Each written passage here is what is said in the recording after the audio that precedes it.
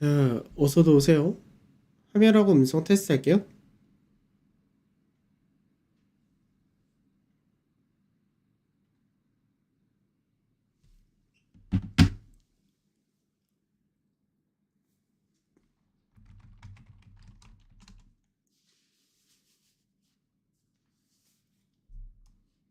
네, 어서도 오십시오.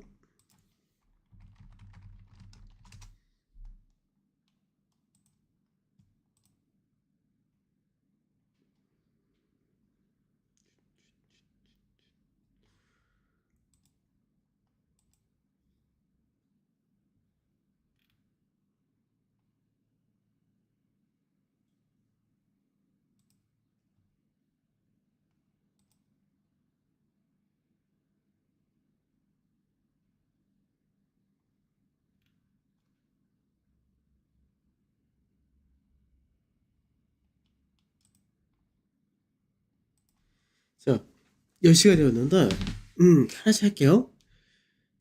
어저께 미증시부터 체크를 하고, 그 다음에 오늘 만기일이었잖아요. 오늘 만기일에 대해서 리뷰 좀 하고, 그 다음에 시장에 대해서 얘기하고, 오늘 제가 타이틀을 코스피 200으로의 복귀, 이렇게 써놨잖아요. 만기 리뷰 플러스 코스피 200으로의 복귀. 이게 어떤 의미인지 이거 좀 잘 체크를 해서 알고 가셔야 돼요. 자, 먼저 미증시부터 볼게요. 어저께 미국에서 CPI 발표 나왔을 때 제가 뭘 했냐면 이 라인 때 지지 받았다 했죠. 우리가 이제 방송할 때가 여기였어요. 방송할 때 여기서 지지 나온다, 그 지지까지 확인했죠. 그리고 나서 제가 뭘 했냐면 미증시가 한 0.7% 정도 내외? 0.7% 정도 내외에서 마감을 하면은 국내 증시는 출발 자체가 그렇게 크게 낮게 출발하지 않을 거다라고 얘기했단 말이에요. 그럼 결과가 어떻게 나냐면 어저께 미증시를 볼게요. 미증시를 보면은 결과적으로 어저께 미증시가 0.84% 하락을 했어요. 그러면 우리나라가 이제 수요일날 휴장이었으니까 이틀 동안에 미증시가 얼마 빠진 거예요? 0.51% 빠졌던 거예요. 나스닥이. S&P 같은 경우가 조금 더 내려오긴 했지만 마찬가지로 이틀 동안 하락폭이 0.8%였던 거예요. 그러면 물론 미증시가 어저께 하락이 밑꼬리 대고 올라갔다 해서 바로 위로 갈 모멘텀은 없다고 그랬죠. 그러니까 이 부분은 차이가 없어요. 이 부분은 변동이 없는 겁니다. 근데 이제 그럼 국내 증시인데 국내 증시를 보기 전에 MSCI 코리아 인덱스가 어저께 어떻게 빠졌어요? 굉장히 많이 빠졌죠. MSCI 코리아 인덱스는 이틀 동안에 4%가 넘는 하락이 나온 거예요. 그러니까 이틀 동안에 4%가 넘는 하락이 나왔다. 요인은 두 가지로 생각해야 돼요. 첫 번째 뭐? 환율. 그 다음에 두 번째는 뭐예요? 국채금리라든지 국내 신흥국의 부정적인 요건 발생. 그렇게 해서 하락이 세게 나왔던 거예요. 그러니까 여기서 이제 그렇게 되면은 오늘 국내 증시가 출발할 때가 사실 기준을 어떻게 잡느냐. 사실 이게 굉장히 중요했어요. 왜? 출발 자체가 전이 미증시만 갖고 이야기를 하잖아요. 그러면 미증시만 갖고 이야기할 때는 실질적으로 출발에 어느 정도에서 나와야지 맞냐면 0.5에서 0.8% 정도? 그 정도에서 출발하면 맞는 그림이었단 말이에요. 실제로는. 그런데 MSCI 코리아 인덱스를 볼 때는 이거는 1% 이상의 하락 출발이 나올 수도 있겠다? 이렇게 되는 거예요. 근데 이게 왜 시장에서 기준을 정확히 못 잡냐면은 어저께 우리나라 야간 선물이 있었어요, 없었어요? 없었거든요. 그러니까 기준점이 없는 거예요, 문제가. 그럼 기준점이 없는 날인데 시장에서 오늘은 무슨 날? 옵션 만기. 이렇게 들어간 거죠. 자, 제가 시와도 다 써놨었지만 뭐라 써놨냐면 시장에서 미증시에서 쭉 뭐 CPI가 어떻다 저렇다 뭐 벌써 연원총재가 어떻게 했다 저렇게 했다 다 써놨어요. 어저께 설명했던 거. 그런데 결과적으로 어떻게? 다우지수 1% 정도 하락, 그러니까 1% 전후 마감인 거예요.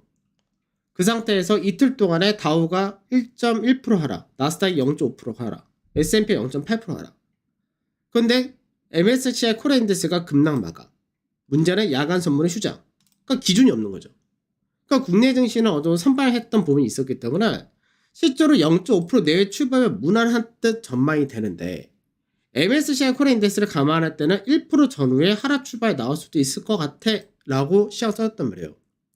그래놓고 제가 어저께 옵션 포지션을 보여드렸죠. 옵션 포지션 보여드리면 어떻게 나온다 그랬어요? 양매도 포지션. 왜 양매도 포지션이냐면 이렇게 갈 수밖에 없었어요. 얘들이. 왜? 사람들이 시장에서 선거 전날이야. 거기다 CPI 발표에 따라서 변동성이 있을 것 같아. 그러니까 개인들이 양매수를 무식하게 들어간 거예요. 콜과 풋에 대해서 양매수를 무식하게 잡은 거예요. 그러니까 와우넷 방송이 안 나온다고요? 잠시만요.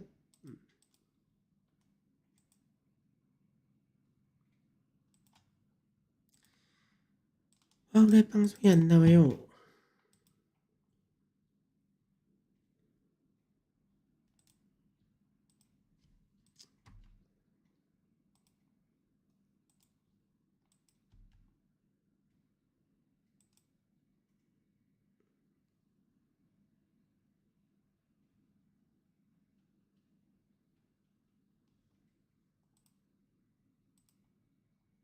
어쩔 수 없어요. 안 나오면 안 나온 대로.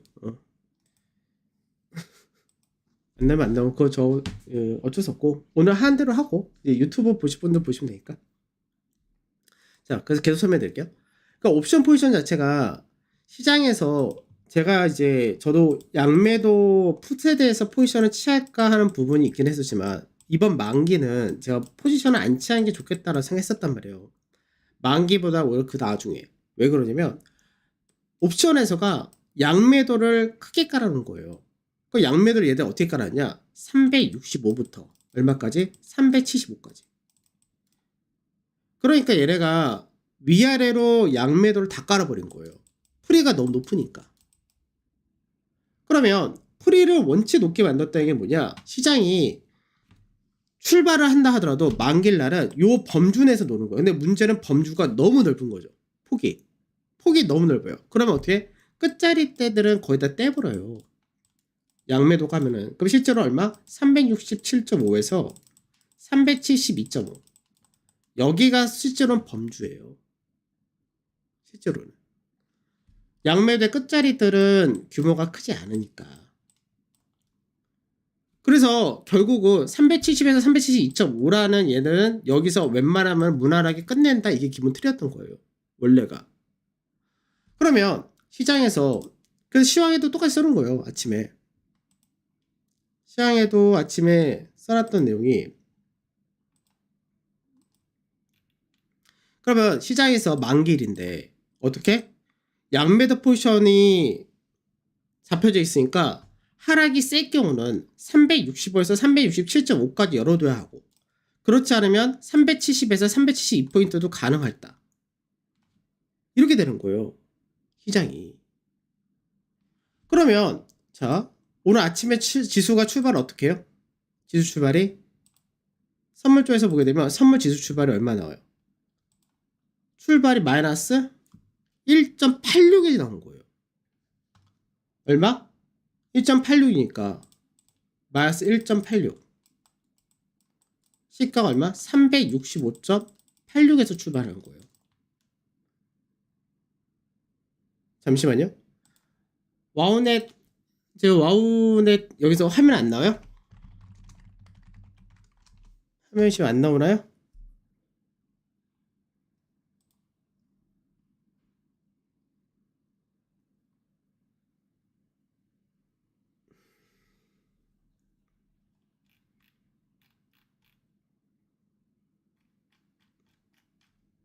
다른 분들 왜 말씀을 안 하셨어요? 화면이 안 나오면? 유튜브는 상관이 없는 걸 알아요. 유튜브는 문제없이 나오는데 화면 나와요? 그래? 그러면 이건 어떻게 할 수 있는 방법은 없다.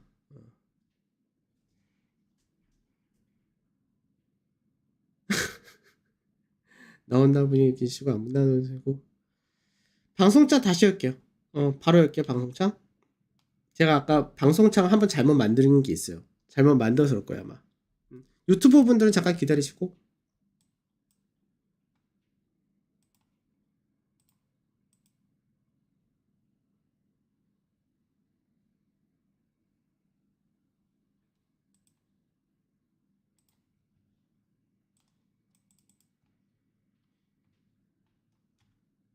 이게 나오시는 분이 있고 안 나오시는 분이 있고 나눠질 거야 아마.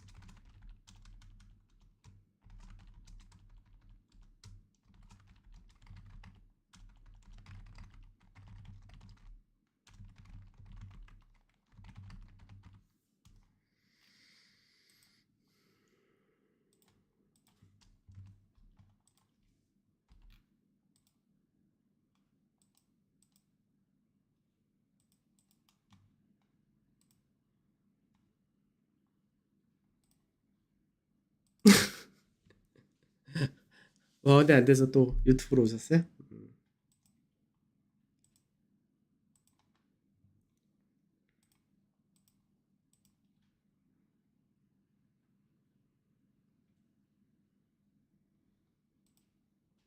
자,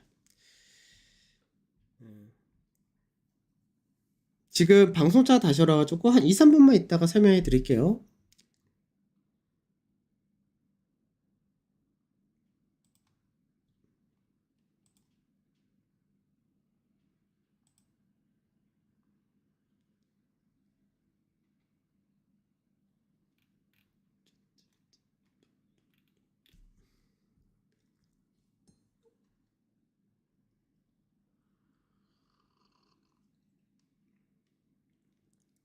자, 이제 슬슬 다시 할게요.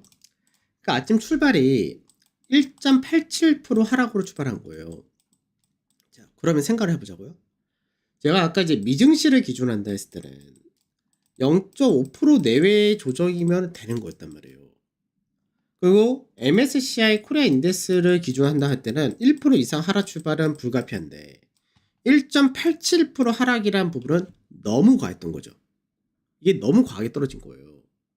근데 왜 1.87이라는 하락이 떨어졌느냐라고 기준 잡을 때 없어요. 기준 자체가 없어요. 왜? 야간 선물도 없었고 우리나라는 또 하루 휴장이었기 때문에 이틀 동안의 미증시를 기준한다 했을 때는 1.87이라는 하락이 나와서는 안 된단 말이에요. 근데 문제는 뭐냐? 제가 얘기했죠. 시장에서 이 371이라는 자리대 깨버리면 그럼 외국인들 뭐가 나온다 그랬어요? 선물에서 요 위에서 샀던 물량이 뭐한다? 다 나머지가 떨어진다. 그러니까 얘네가 아침에 뭘 했냐면 시작하자마자 얘네가 선물 쪽에서 매도부터가 나간 거예요. 실제로는. 왜 매도가 나왔어요? 아침 시작하자마자? 외인들은? 당연하잖아요. 외인들 입장에서는 선물에서 제가 얘기했듯이 371이라는 자리대 깨져버리면 얘들은 매도를 할 수밖에 없는 상황이 되는 거예요. 당연히. 그러니까 선물 매도가 세게 나간 거예요. 그럼 선물 매도가 세게 나갔는데 문제는 뭐냐? 시장에서 선물을 우선은 던전 외국인들은 많았으니까 물론 던진 거예요. 근데 던지는데 시장이 너무 하락이 세게 나오다 보니까 시장이 시가 저가가 만들어지고 안 밀리는 거예요. 근데 이게 아예 떨어지려고 했었으면 차라리 어디까지 찍었으면 차라리 여기 갭이 있었던 이 라인대를 아예 찍었으면 300 선물 지수로 볼 때 365% 줬는데 여기를 찍었으면 오케이 갭을 메웠어 잘 나왔네. 그러면 시장에서 1차 지지 라인 때는 들어왔네 이렇게 생각하고 반등이 나오면 오케이 굉장히 의미가 있어 이렇게 얘기할 텐데 그렇다고 또 여기까지 빠지진 않았던 거예요. 갭을 메운 자리는 아니었던 거예요. 그러면 아침에 시장에서 외인들 선물에서 매도가 쭉 나왔는데 시장에서 그러면 외국인들은 오늘 옵션 만기잖아요. 옵션 만기인데 얘네는 양매도 포지션을 했었죠. 양매도 포지션에서 얘들이 가장 원하는 자리는 367.5에서 372.5 사이란 말이에요. 얘들 입장에서는. 그럼 아침에 너무 낮게 출발했어요. 그러니까 우선 반등을 시켜야 돼. 반등시켜줘야 돼요. 그럼 반등시키는데 뭘 갖고 반등시키냐고요. 왜? 외인들 선물주에서 매도부터 시작하니까. 던질 수밖에 없으니까. 그러니까 뭘로 갖고 반등시킬래? 이거였던 거예요. 근데 사람들이 어저께 우리가 방송할 때도 얘기를 했지만 선거 결과가 사실 뭐 그렇게 문제된다 이거 없는데 밸류업 관련해서는 선거 결과에서 문제될 거리가 원래 없었단 말이에요. 근데 지금 현재 환율이 너무 높게 올라오죠. 그래서 이게 외국인들이 경기가 침체된다 되고 외국인들이 국내 증시에서 자금 유출을 해야 되는 상황이 들어오고 이렇게 될 때는 환율이 올라가면 무조건 부정적인 것만 생각하는데 경기가 회복되고 중장기적으로 나중에 결국 환율이 떨어진다라는 관점이 되면은 외국 입장에서 보다 환차익을 노릴 수 있는 기회가 되는 거고 특히 환율 상승에 따른 수혜를 보는 수출 기업들 같은 경우는 나쁘지가 않다가 된다 그랬었죠. 왜? 실적 시즌으로 바뀌어가니까 시장이. 이슈 테마, 정책 여기서 실적으로 넘어가는 구간이니까. 그러니까 어떻게 되냐? 아침부터 은행이건 자동차건 다 하락 출발 세게 나오는데 하락이 세게 안 나온 쪽이 어디였냐? 반도체. 삼성전자와 하이닉스. 시총 1, 2위 반도체. 그 다음에 하락이 아침 3% 내외의 하락까지 보였던 자동차, 완성차가 가파르게 반등하는 거예요. 그러면 이 둘이 강하게 반등을 해버리면 어떤 일이 생기냐? 국내 증시에서 시가총액 지금 최상위가 반도체. 그 다음에 LG에는 솔루션 여기 하나가 있는데 2차 전지가. 나머지 뭐예요? 바로 자동차란 말이에요. 지금 LG 솔루션 하나보다는 현대 기아차 두 개가 훨씬 더 시총이 높죠. 소위 말해서 뭐예요? 시총 제일 강한 반도체 자동차 둘을 얘들이 매수해서 올려버리는 거예요. 시장에서. 그러니까 어떻게 돼요? 시장이 올라온다가 되는 거죠. 올라온다 되니까 시장에서 어떻게 돼요? 계속해서 선물 쪽에서 아침에 외인들이 급하게 던졌던 물량에서 청산 물량이 있었고 신규 매도 물량이 있었어요. 그러니까 그 부분이 어떻게 하냐? 신규 매도가 들었던 게 커버링이 들어온 거예요. 처음에는 안 들어오다가 점점점 계속 올라가면서 전차라는 시총 최상위가 받쳐버리니까 올려버린 거예요. 그러니까 실제로 어떤 일이 벌어졌냐? 사람들이 시장에서 제가 얘기했죠.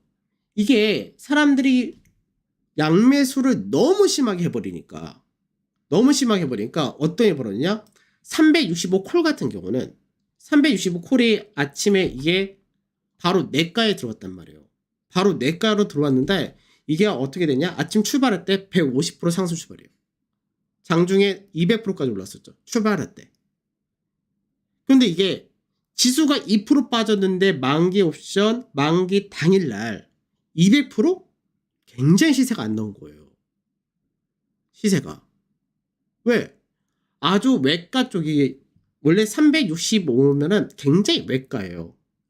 굉장히 외가 있는 녀석인데 이게 만기 전날에 얼마? 0.5라는 엄청난 프리미엄을 받다 보니까 얘가 출발해서도 결국 어떻게 냐? 출발이 높게 나온다 해도 그렇게 높게 나온 게 아니었던 거예요. 근데 시장에서 어떻게 해? 그러니까 소위 말해서 사람들이 생각할 때는 지수가 급락했으니까 급락 출발했으니까 풋에서 대박 터질 거야 라고 생각했는데 풋에서 대박이 안 나오는 수밖에 없는 구조였던 거예요. 그럼 외국인들은 옵션에서 풋에 대한 매도가 규모가 확 컸으니까 풋 매도가 양매도인데 근데 선물 쪽에서 이제 어떻게 된다? 선물 쪽에서 반등이 나오기 시작한다가 되는 거죠. 삼성전자, 하이닉스, 현대차, 기아. 근데 현대 기아차가 또 세게 나오니까 얘들 뭐야? 밸류업 대장이야. 그러니까 자동차 쪽 다 가요. 자동차 실적이 우선 받쳐주니까. 완성차, 자동차 부품, 자동차 타이어 다 가. 그러면서 은행 쪽까지도 퍼지는 거예요. 그러니까 결국 어떻게 되냐? 시가총액이 최상위 있는 반도체와 자동차와 부품 다 포함해서 그 다음에 금융에서 시총 최상위 은행 얘네가 딱 지수를 받쳐버리니까 어떻게 돼요? 지수가 계속 올라오는 거예요. 그러면서 외인들이 시장에서 선물 쪽에서 매도했던 게 결국은 커버링이 들어오고 오히려 매수까지 바뀌고 이런 과정을 보이니까 결국 어떻게 됐냐? 지수가 다 올라온 거예요. 그럼 지수가 올라와서 어디까지 올라왔느냐라고 할 때 얘네가 최종적으로 얼마였어? 코스피 200 지수를 기준으로 할 때 372.5까지 간 거예요. 장중에 372.5짜리 딱 여기까지 찍은 거예요. 왜? 얘네는 367.5에서 372.5 사이가 가장 핵심 양매도 포지션이었거든요. 그래서 얘가 저도 개인적으로는 370포인트 전후까지 왔었으면 이게 선물지수였다 했을 때 371.7이에요. 여기까지 왔으면 거의 다 왔다? 이 정도면 딱 중간이다 생각했었단 말이에요. 이 정도면 끝내겠지. 근데 여기서 끝낸 게 아니라 어떻게 했어요? 실제로는 하나 더 위로 뽑았다가 372.5까지 뽑았다가 결국은 370포인트 중 조금 윗자리 여기서 마무리한 거예요. 왜? 양매도니까. 그러니까 결국은 뭐예요? 시장에서 포지션을 만일 하방을 지고 왔었다. 아침에 시가에 팔았으면 성공. 그 이후에는 의미 없다. 오히려 시장에서 급락해가지고 콜이 시장에서 아침 추월을 빨아하자마자 다 죽었을 거예요. 출발하자마자 바로 박살났죠. 근데 오히려 콜 같은 경우가 367.5 이런 애는 오늘 장중에 얼마까지 나왔어요? 그러니까 너무 외과에 터미없는 외과에서 살아난 거 빼고 이런 녀석은 장중에 2600%가 나온 거예요. 그러니까 결국 양매도 포지션에서 어떻게? 시장에서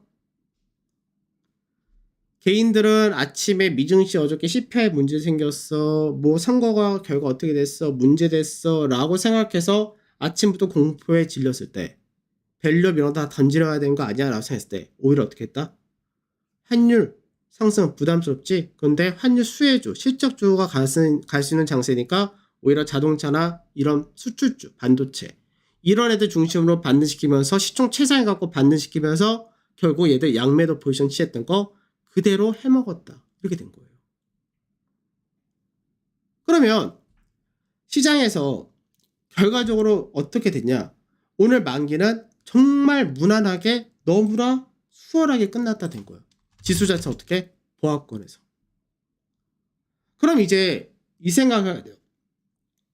만기가 그렇게 끝났어. 그러면 앞으로 시장 어떻게 됩니까?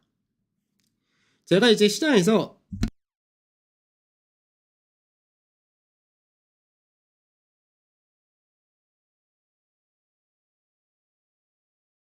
제가 시장에서 얘기할 때 외국인들 선물 매수가 많다. 자, 그게 참 많았죠. 외국인들의 선물 매수가 많다. 그런데 외인들 선물 매수가 청산이 됐대. 청산이 될 때 제일 문제가 되는 게 뭐냐? 제일 문제가 되는 게 뭐라 했죠? 차익 물량이라고 했죠. 누구의? 금융투자. 왜? 외인들이 선물 쪽에서 베이시스를 높여가지고 쭉쭉쭉 땡겨버리면 프로그램 매수가 쭉쭉쭉 들어와요. 근데 이게 반대되는 그림이 될 때 어떻게 된다? 프로그램 매도가 쭉쭉쭉 떨어진단 말이에요. 그럼 시장에서 오늘 딱 이렇게 얘기를 해요. 사람들은 오늘 시장에서 지수는 안 빠졌고 지수는 강보합인데 자동차하고 반도체 삼성전자 하이닉스 빼면 다 빠졌다고. 빠져요. 정답이에요. 왜 다 빠졌어요? 프로그램 물량이 쏟아졌으니까. 프로그램 물량이 1조 3천억이 나왔거든요. 1조 3천억이. 이게 차이가 뭐냐면 이게 앞전에 1월달에 우리가 1월달 제가 1월달 같은 일이 벌어질까봐 이거 굉장히 경계를 했었단 말이에요. 왜? 1월달에 시장에서 국내 자체적인 지정학적 리스크 부과되면서 1월달에 외인들 선물에서 과매수분 청산이 들어오면서 프로그램이 이날 1조가 떨어졌어요. 이날 하루에 1조가 딱 떨어졌는데 외국인들이 뭐 했냐? 안 받아줬어요. 기관 애들은 뭐 늘 안 받아줬고. 그러니까 시장이 어떻게 돼요? 1월 3일날 미증시도 약간 불안해서 했었는데 1월 3일날 프로그램이 1조 딱 떨어지니까 1월 3일날 지수가 어떻게 돼? 이날 2.8%랑 급락이 떨어진 거예요. 이날. 왜? 시장 자체가 단기관을 만들었고 외인들 선물주에서 던지는데 프로그램 연동된 금융투자 물량이 쏟아지니까 이걸 받아준 쪽 없으니까 어떻게 다 박살난 거예요. 시장이. 그러면 오늘 같은 경우는 어떻게 되냐? 오늘 시장에서 얼마 던졌다고 했어? 1조 3천억 던졌다고 했어요. 그런데 시장이 빠졌냐? 안 빠졌어요. 왜 안 빠졌냐? 외인들이 다 받아버렸으니까. 이 물량을 외인들하고 연기금하고 투신하고 얘들이 다 물량을 받아버렸으니까. 누구로? 여기서 중요한 건 이거예요. 누구로요? 누구? 어떤 종목으로 어떤 녀석 갖고 방어를 했냐 이거예요. 제가 얘기했잖아요. 시장에서 정체 모멘텀이 없어진 시기라고. 이슈 소멸이라고. 그럼 남는 거 뭐밖에 없냐? 실적밖에 없다고 했잖아요. 그럼 지금 시장에서 유일한 실적 대안이 누구냐? 환율도 올라가고 불안한데 실적 좋고 밸류 좋은 애 누구냐? 이게 지금 얘들 공통적으로 생각하는 게 자동차, 그 다음에 삼성전자 중심의 반도체 이거밖에 생각 안 하는 거예요 지금. 그러니까 일로 다 시장이 쏠린 거예요. 그럼 프로그램 매도가 1조 3천 나가는데 외국인들이 반도체, 그 기간도 마찬가지예요. 투신도 마찬가지예요. 반도체 플러스 자동차 중심으로만 딱 방어를 해버리니까 걔들은 뭐예요? 물량 소화하고 방어가 되면서 지수를 끌어올린 거예요. 그럼 나머지는 어떻게 돼요? 나머지는 다 두둑이 맞은 거죠. 그러니까 나머지 다 빠지는 거예요. 그럼 오늘 시장에서 외국인들이 결과적으로 올해 만기였는데 만기의 결과는 어떻게 되냐?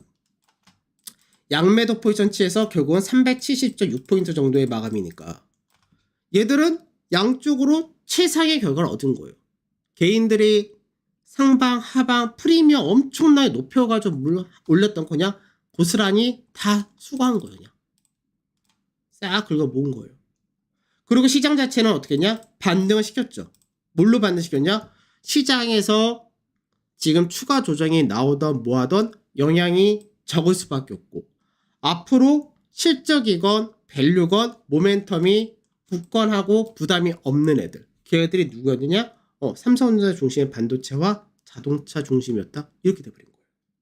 왜? 제가 앞전서 얘기했잖아요. 실적 장세로 가는 거라고. 시장이 지금 모멘텀이 없었으니까 실적 장세로 갈 수밖에 없는 상황이니까. 그럼 이제 이 생각을 해야 되는 거예요.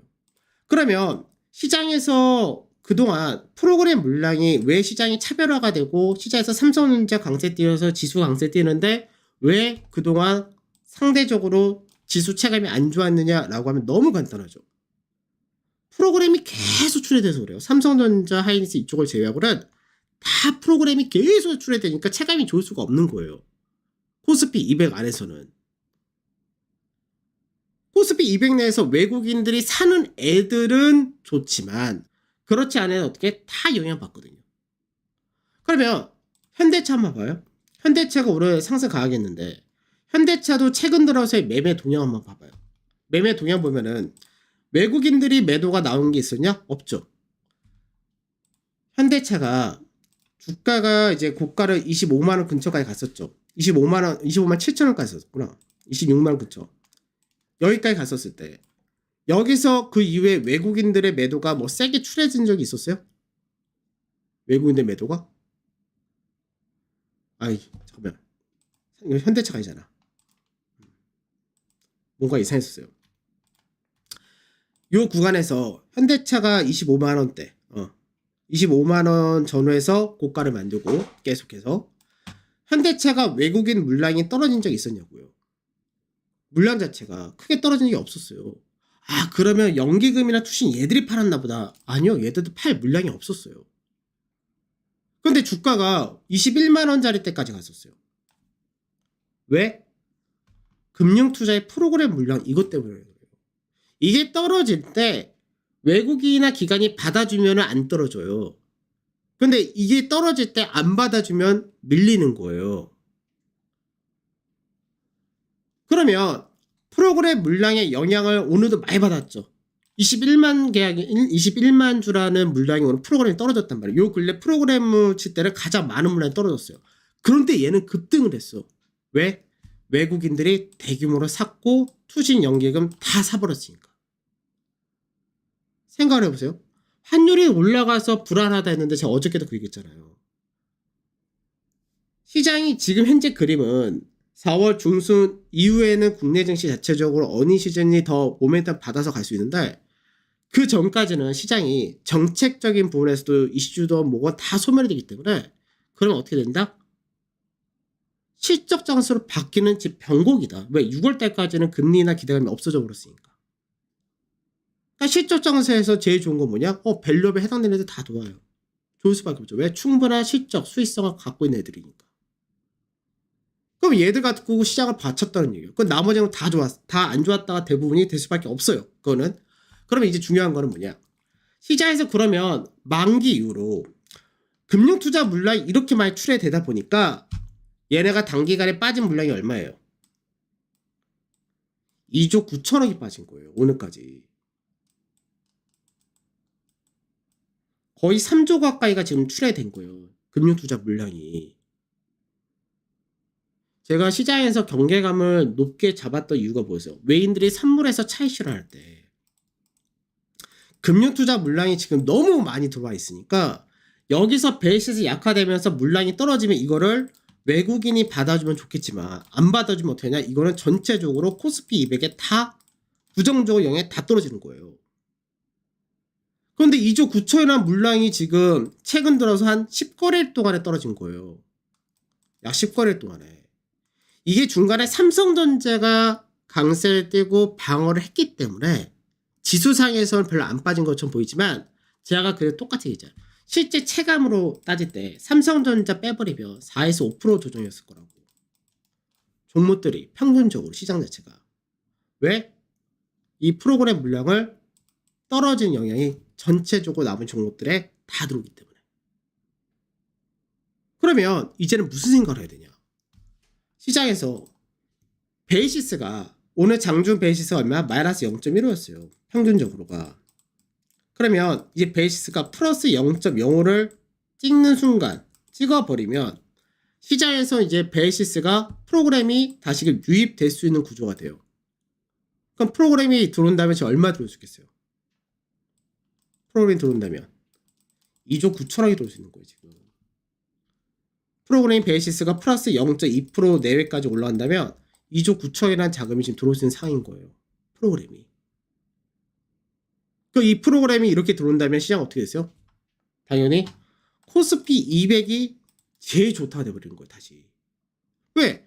프로그램 물량 2조 9천억이 떨어진 동안 이 안에 삼성전자도 있고 현대차도 있고 다 있었어요.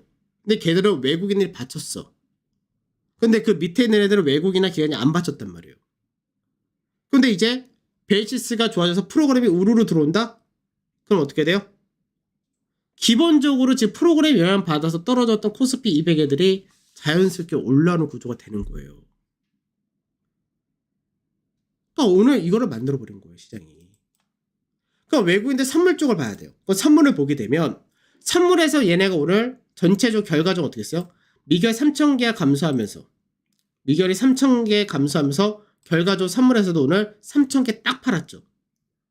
그럼 얘네는 지금 어떻게 했어요? 만기 이후로 포지션이 없어요. 그럼 뭐만 있다는 얘기예요? 롤오버한 물량 34,000개만 있어요. 34,000개 매수 평단이 얼마였다였죠? 355포인트 정도.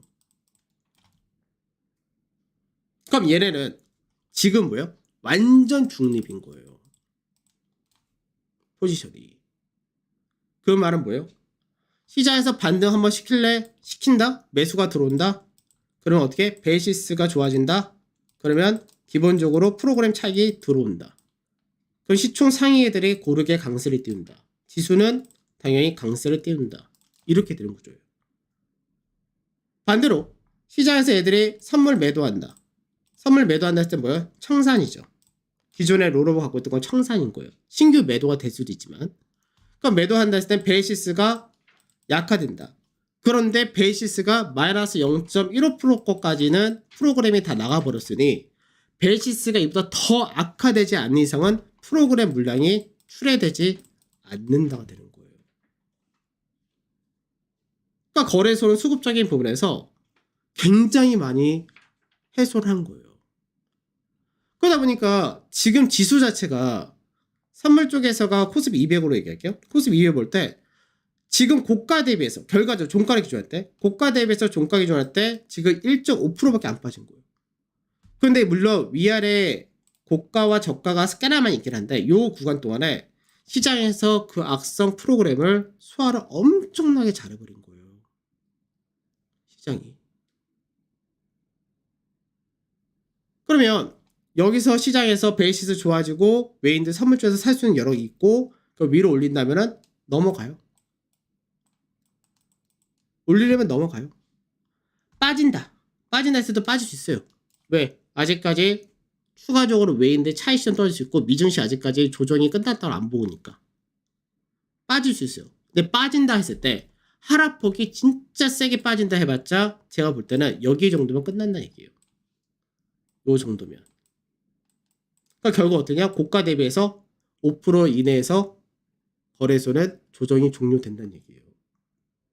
그럼 여기서 조정을 많이 키운다면 어디에서 하면 돼요? 삼성전자나 하이닉스 같은 반도체들 정도만 조정받고 걔들 시총이 제일 높으니까 나머지 애들은 상대적으로 입이 빠져 있으니까 걔들은 반등하고. 그래서 제가 오늘 우리 회원들한테 뭐냐면 현물은 신경 쓸 필요가 없어질 거라고. 현물 쪽은 별로 신경 쓸 필요 없을 거라고. 알아서 다 올라갈 거라고. 왜? 시장이 빠질 때 베이시스를 아주 크게 악화시키는 상황이 벌어질 수 있는데 그렇게 된다 하더라도 빠진다 하더라도 프로그램 물량이 추가로 떨어질 게 없으면 외국이나 기관에서 얘들이 물량을 더 던져내지 않는 이상 차익 실현이 떨어지지 않는 이상 빠지고 있던 애들은 차익 실현이 아니니까 하방 경제에 들어오거든요. 그렇게 오늘 만들어 놓은 거예요, 시장이. 그 결과적으로 오늘 만기는 얘들이 양매도 포지션을 갖고 있었기 때문에 결국 반등시켜서 자기네들 수익 극대화도 있지만 시장에서 한 번 더 보여준 거예요. 시장에서. 지금 앞으로 당분간 시장 뭐 이슈 테마보다는 정책보다는 실적이한 걸 보여준 거고 환율에 대한 경계가 굉장히 높을 수밖에 없어요. 근데 그 환율에 대한 경계를 수출주 이쪽이 호재성 제로다라는 식으로 보여준 거고 그리고 그동안 쌓여있던 프로그램 물량이 대규모로 처리된 거를 자기네들이 받아서 중장기로 자기들이 넘어가겠다라고 보여준 거예요. 그래서 오늘 옵션 만기가 사실 굉장히 잘 끝난 만기예요. 그러면 자 이제 오늘 만기라든지 이런 부분에 대해서는 다 들었고 그러면 앞으로 시장은 여기서 잘 생각해야 되는 게 오늘 시장에서 딱 특징을 하나 보셔야 돼요. 종합주가 지수를 보게 되면 거래대금이 많죠. 만기일이라서 강행 거래대금이 많았던 것도 있지만 시총이 높은 시가총이 높은 삼성전자, 하이닉스, 현대차, 기아 자동차 부품, 타이어, 은행, 그다음에 전력기기 등등 해서 수출 실적주 중심으로 가버렸으니까 얘는 거래대금이 실리면서 올라왔다 이거예요. 저점 대비해서. 그런데 자 코스닥은 오늘 어떻게 돼요? 반등하긴 했죠. 근데 코스닥 거래대금 봤어요? 코스닥 거래대금 어떻게 나와요? 갑자기 6조 6천억 반토막 났죠. 거래대금이 갑자기 반토막이 나버렸죠. 왜? 제가 얘기했잖아요. 코스닥에서 실적 갖고 우리가 얘기할 수 있는 종목이 몇 개가 있냐고. 코스닥은 대부분 정책 이슈지. 정책 이슈가 소멸했으니까 당분간 나올 수가 없는 상태 돼버렸으니까. 그러니까 거래대금이 어떻게 해요? 급감해버린 거예요. 그럼 시장에서 실적 장세로 넘어간다고 했잖아요. 본격적인 실적 장세는 다음 주 후반, 다다음 주 이때부터 시작이지만 시장에서 준비가 되고 있다는 얘기예요. 이동이 되고 있고 바뀌고 있다는 얘기예요. 그거를 체크하셔야 되는 거예요. 그 다음에 시장에서 차트적인 부분만 이제 또 한번 짚고 넘어갈게요. 차트적인 부분을 보면 차트적인 부분에서 지금 어떻게 됐어요? 코스피 200 지수예요. 코스피 200 지수를 보게 되면 얘는 이런 식으로 계단식으로 하고 있었죠. 근데 오늘 깼어요. 그러니까 이게 두 가지로 해석이 돼요. 시장에서 얘가 여기서 오늘 시가는 이거 밑에서 출발했지만 결국 여기서 마감했잖아요. 그러니까 여기 안 깼죠. 안 깼으니까 어떻게 된다? 하나 더 나올 수 있다고 그랬죠, 제가. 예전에 우리 미증시 볼 때 이 패턴인데 하나 더 나올 수 있다. 하나 더 나올 수도 있는 거예요. 또 하나는 뭐예요? 여기를 깨서 마디 하나를 떨구러 내려갈 수 있다도 되는 거예요. 그래서 오늘 시장이 참 애매했던 게 뭐였냐면 아예 처음부터 이 라인대를 찍어버렸으면 여기 갭을 메워버렸으면 그러면은 아니면 더 밑으로 더 빼버렸으면 이 채널을 이탈한 만큼의 하락폭이 떨어졌다 하면서 시장 조정이 끝났다 바닥을 쳤을 가능성이 높다. 이렇게 얘기할 수 있는데 그냥 여기는 안 건드리고 어중간하게 좀 많이 떨어져서 여기를 살려놨다 돼버리니까 그러니까 지금 현재가 이 채널 패턴 안에서의 지금 이렇게 연결이 되었다라고도 볼 수 있다는 얘기예요. 그리고 만약 여기를 다시 이탈한다가 될 경우에요. 요 마디 하나 떨어뜨리러 간다가 되겠죠. 그럼 지금 현재는 국내 자체적인 수급이나 시적 전망이나 코스피 기준이에요. 이거 갖고 얘기할 때는 국내 증시가 추가적으로 하락이 떨어지기가 너무 어려워요. 오히려 떨어지기가 어렵다요. 다만 아까도 얘기했듯이 미증시가 조정이 아직 안 끝난 상태고 조정 하나 더 센 거 하나 남았어요. 근데 그게 정확하게 날짜가 오늘이 될지 금요일이 될지 다음 주 월요일이 될지 그건 몰라요. 정확한 날짜는. 예상하기로는 이번 주 금요일 날 가능성이 좀 높지 않나라고는 생각해요. 예상하기로는. 오늘은 아니고. 그래서 시장에서 미증시가 조정 들으면 어쩔 수 없이 그때는 요거 하나는 열어둬야 돼요. 대신 열어둔다 했을 때도 아까도 얘기했듯이 프로그램 차익 쪽에서 물량이 떨어질 게 별로 없기 때문에 시장에서 어떻게 코스피 200 내에서 프로그램 영향 많이 받고 충분히 많이 빠진 애들 그냥 담으셔도 되고 오히려 지금 현재 시장에서 자동차 너무 좋아요 사세요 라고 하기엔 지금 좀 부담스럽죠. 지금 좀 부담스럽죠. 자동차 그냥 막 사라고 하기에는 현재 위치는 그래요. 그런데 결국 얘는 뭐예요? 결국은 눌림을 잡아야 될 거예요. 다시. 왜? 지금 얘가 전체적인 그림이 이런 식으로 하고 있거든요. 채널이 돼버렸어요. 그래서 얘가 눌림을 한번 주는 과정이 있을 것 같은데 이게 다음 주까지 그 정도까지 눌림 잘 잡으면 전고점 돌파형 기대할 수 있다. 이 정도. 근데 얘가 지금은 단기적으로 많이 올라갔으니까 오히려 프로그램 매도가 이제 나올 만큼 나왔으면 프로그램 매수 좀만 들어도 탄력 있는 반등이 나올 수 있어서 그런 녀석을 공략하는 것도 괜찮아요. 그래서 코스피 200을 다시금 중심으로 밑에서 많이 빠지는 낙폭과다 됐던 실적만 괜찮다 되고 프로그램 매도 영향 이제 덜 받고 오히려 유입될 때 모멘텀 받는 녀석 이런 쪽으로 범주 넓히시면 좋아요. 어차피 지금은 거래 대금이 슬슬 한쪽으로 넘어오고 있는 상태니까 퍼트려서 볼 필요가 없다는 얘기예요.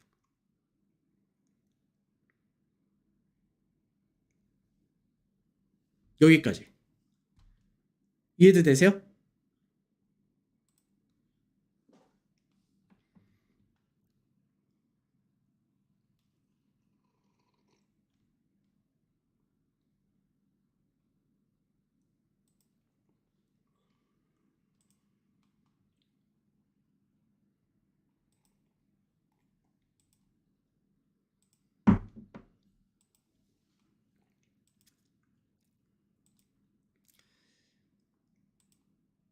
물어볼 거 있으면 말씀 주시고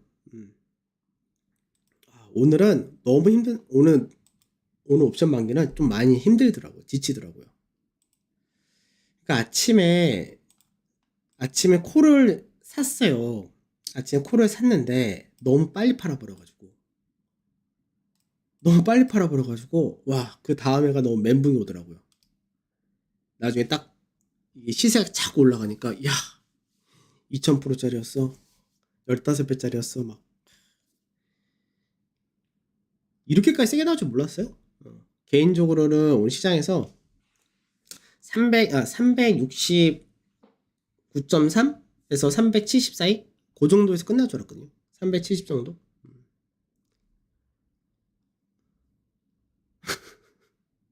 헷갈리시는구나. 두 가지 다 얘기한 거예요. 코스피 지수가 조정이 오긴 오되 올 수 있어요. 올 수가 있는데 오게 된다 했을 때는 미증시 영향 때문에 오는 거예요. 근데 미증시하고 연동이 가장 큰 데는 제가 늘 얘기하잖아요. 어디? 반도체 2차 전지라고. 미증시 영향이 크게 들어오는 국내 섹터는. 그러니까 국내 증시에서 조정이 들어온다 했을 때는 어디? 반도체와 2차 전지. 근데 2차 전지도 워낙 많이 빠져있긴 한데 반도체 중심으로 빠질 거란 말이에요. 걔들의 지수는 한번 끌고 내려올 수 있어요. 그런데 걔들을 제외한 나머지 애들은 큰 조정이 안 온다고요. 왜? 프로그램 차익 물량이 안 떨어지니까. 그 다음에 또 하나는 시장에서 외국인들이 지금 미증시에 큰 폭의 조정이 없다면 국내 증시는 이렇게도 가능하다는 얘기예요. 이해되시죠? 그러니까 파생하시는 분들은 이게 지금 굉장히 까다로운 내용이에요. 왜? 하나 더 밑으로 떨어뜨려가지고 개별 매우로 내려올 자리도 분명히 있고 한 3% 정도 더 빠질 자리가 분명히 있고 반등이 좋다 할 때는 당연히 위로도 그냥 전고점 넘어갈 수 있는 그림이니까. 근데 현물 하시는 분들은 까다로운 내용이 아니에요. 주식 하시는 분들은 까다로운 내용이 아니에요. 그냥 코스피 200 내에서 프로그램 많이 떨어졌고 외국이나 기관이 물량 지고 있었는데 프로그램으로 떨어진 애들 바닥에서 주워 먹어도 된다는 얘기예요. 이렇게 하면 쉽죠. 실적이 좋은 섹터요? 실적 좋은 쪽은 사실 반도체는 기저효과인 거고 순수하게 시가총액하고 영업이익률하고 영업이익이 꾸준하게 나온 쪽은 자동차가 제일 좋은 게 맞아요. 근데 이제 자동차하고 몇몇 개 더 있죠, 당연히. 종목별로 몇몇 개 더 있는데 뭐 시장에서 뭐가 있다 해서 좀 약간 경계감이 높아서 못 올라간 것도 있고요. 그 다음에 또 이제 과하게 올라가는 애들도 있고요. 그건 종목마다 좀 다 차이가 있을 거예요. 그건 어쩔 수 없는 부분이고.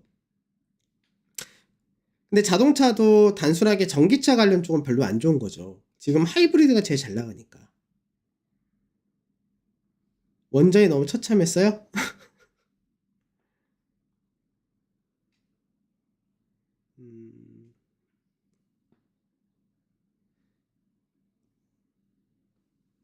오늘 원전 많이 빠지긴 했더라. 보니까. 오늘 보니까 원전주들 많이 빠지긴 했더라고요. 아무래도 정책 모멘텀이, 그러니까 이거는 어쩔 수 없는 게 외국이나 기관들보다는 주로 개인들이 이제 테마를 선호하기 때문에 개인들이 테마를 선호하니까 개인들이 이제 불안하다 이거죠, 사실은. 테마주 갖고 하다가 불안하니까 개인들 좀 많이 던졌더라고요. 근데 외국이나 기관은 물량을 지고 있는 것 같은데, 그래서 원전주들 뭐 차이가 좀 있긴 하겠지만 원전주들도 나쁜 그림은 아니에요. 좀 받았다 좀 시간 좀 약간 투자를 할 수밖에 없겠다 요 정도? 근데 오늘 봐봐요. 하나금융이었나? 하나금융. 하나금융이 오늘 출발이 얼마 빠졌더라? 6%? 7%. 7% 하나 출발하는 거예요. 하나금융이. 얘가. 근데 하나금융 같은 경우가 사실 여기로 왔거든요. 얘가 요 직접 고가 라인 때까지 거의 다 왔거든요. 그러니까 이런 것도 괜찮아요.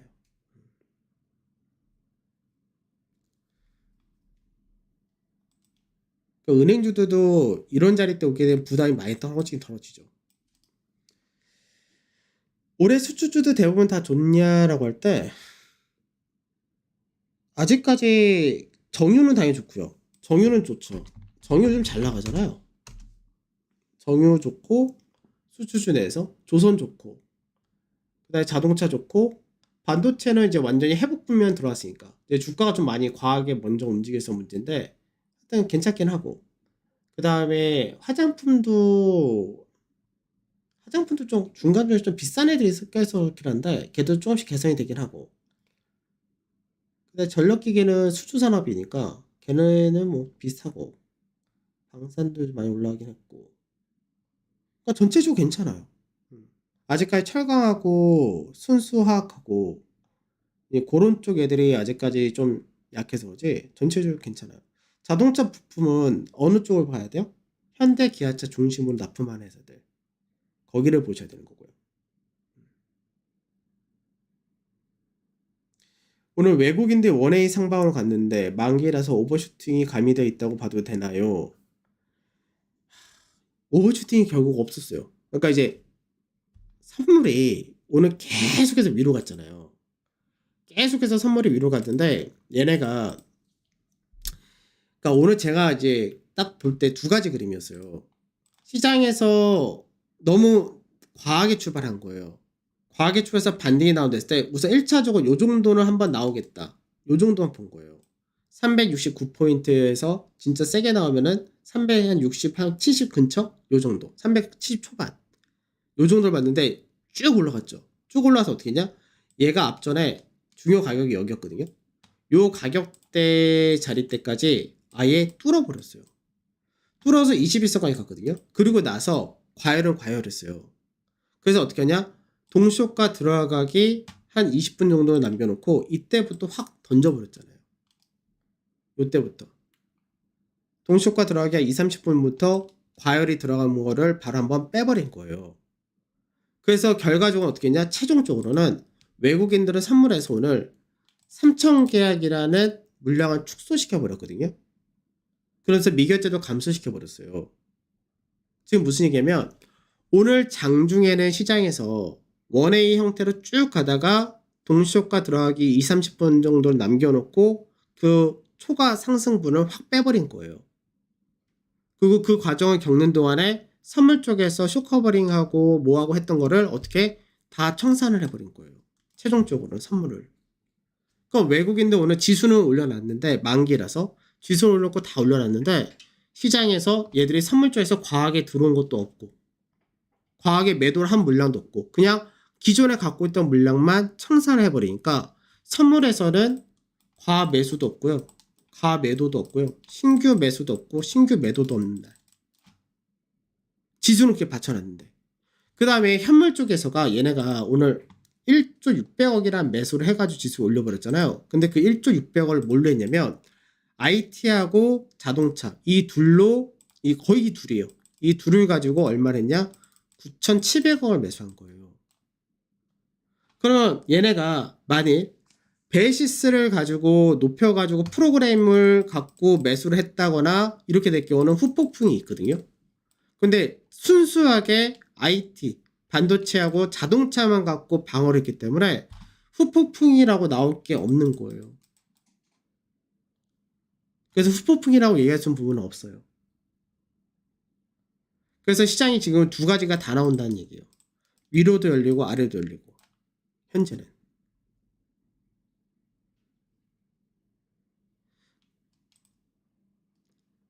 그래서 이제 남은 건 뭐냐? 미증시거든요. 근데 미증시는 지금 오늘 개인적으로 오늘은 안 보고 빠르면은 금요일일 것 같다는 생각은 좀 하기는 해요. 지금 변동성 지수를 오늘 마감한 것만 딱 보게 되면 변동성 지수가 지금 딱 어저께 마감이 15.8 여기서 마감했거든요. 그러니까 여기 라인대가 박스권 자리인데 요 라인대를 앞서 한번 넘겼다가 음봉으로 한 3일 정도 쉬다가 어저께 딱 올려놨어요. 그러고 나서 여기서 안착하는 과정을 오늘 하루 하고 그 다음에 하나를 위로 뽑을 것 같아요. 근데 요거 하나가 나온다 했을 때는 지수 조정폭이 하나 있다라고 생각을 하고 있는 거예요, 저는. 근데 지금은 빠지는 게 빠져도 사실 굉장히 좋다고 생각해요. 빠져도 좋고 안 빠져도 할 수 없고 그냥 갈 수 있고. 근데 이제 대신에 중심을 어디다 두느냐 부분에서 그냥 코스피 200 실적 괜찮은 녀석 집어넣으면 충분하다. 그렇게 보시면 될 것 같아요. 그 다음에 올해 지수 상단이요? 저 얘기하지 않나요? 3,300이라고? 3,000은 우선 기본적으로 깔고 가셔야 돼요. 기본적으로. 올해 3,000은 기본으로 깔고 가시면 돼요. 근데 그게 언제쯤 도달할 거냐라는 부분에서 빨라도 3분기죠. 결국은 빨라도 3분기죠.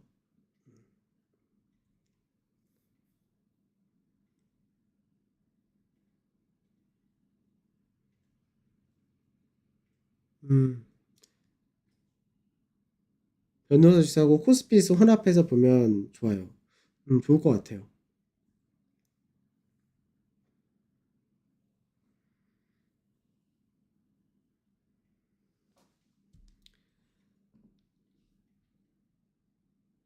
다 되셨나요?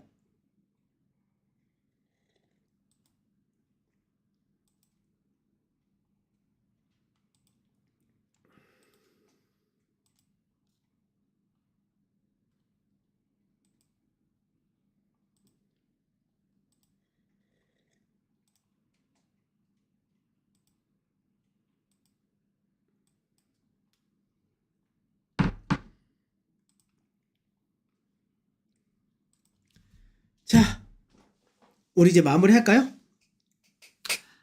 오늘이 금요일, 목요일, 내일이 금요일. 이번 주는 중간에 선거일이 있어서 그런지 금방 지나가는 것 같아요.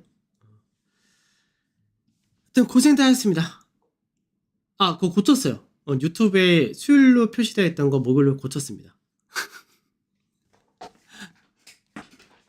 제가 요즘 뭐 정신이 조금 좀 없네요.